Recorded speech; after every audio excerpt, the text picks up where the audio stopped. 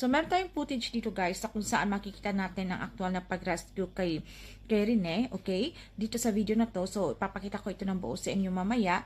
So, maraming nagagalit guys sa comment section ayon sa pagkakita nila dito sa pag-rescue dahil nga mabubuhay pa sana ayon sa ilang comment na mabubuhay pa sana dahil merong sign na at the end dahil nga sumuka siya ng tubig guys, yung makita nyo parang umano siya ng tubig. So pinahinto kasi siya ng CPR, hindi natin alam kung bakit, anong dahilan nila. So dapat ayon sa ilang mga netizen ay dapat kinontinue yon until na maging normal yung kanyang paghinga, okay? So tingnan nyo guys itong video na to, and then tingnan natin yung magiging reaction natin mamaya. So ito yung video guys na nakuna nila. So ayan guys, nakuha nila sa dagat.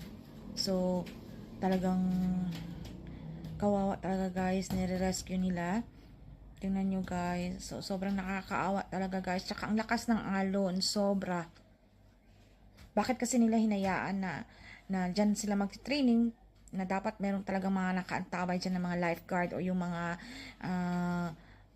sa medical guys, na kung just in case na may mga nangyayaring mga ganito guys, talagang ready talaga sila guys, dahil meron talagang buhay na, alam mo yun, sayang talaga kasi ang bata pa guys, tsaka malayo pang mararating nito, alam mo yun. So dito guys, nire-revive na nito ng kanyang kasama. Tingnan nyo. Ang nakakainis lang dito guys, kasi itong si babae, itong si ate, parang pinapaano niya.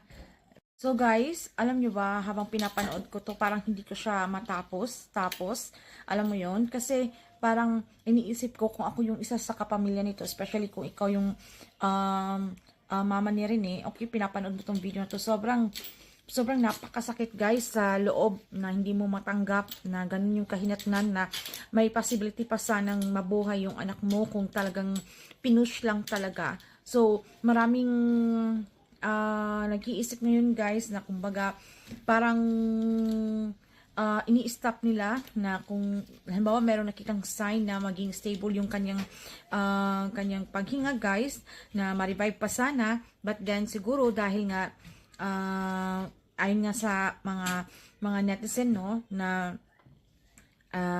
merong mga anomalya or sa mga na ayaw nilang mangyari, na yun nga, na parang ayaw nilang mabuhay pa si Rene, alam mo yon. So sobrang nakakasad na itong mga ganito guys. So una sa lahat, syempre, kung kayo gumagawa kayo ng itong mga training guys sa ganitong kalakas ng alon ng dagat, tingnan nyo guys, sobrang lakas. So dapat meron kayong mga talagang nakaantabay dyan, okay, for the safety ng mga estudyante niyo, na kung merong mga ganitong mga incidente guys na mangyayari. So parang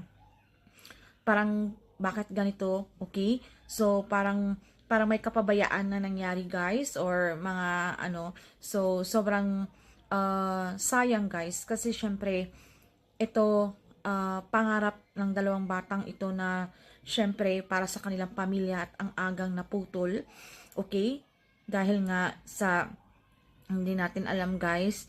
So sobrang nakakalungkot yung ganitong pangyayari, at sana guys ay talagang mapanagot yung mga nasa likod nito, mabigyan talaga to ng hustisya guys, 'di ba? So talagang dapat maging awareness sila sa susunod, and then maging lesson learned talaga ito, na dapat talaga sa mga gatong mga training, sa mga dapat talaga merong mga nakaantabay dyan, okay, para for safety. At kayo guys, ano yung magiging comment ninyo, na anong reaction nyo dito guys nung napanood nyo ang video na to? So comment down below.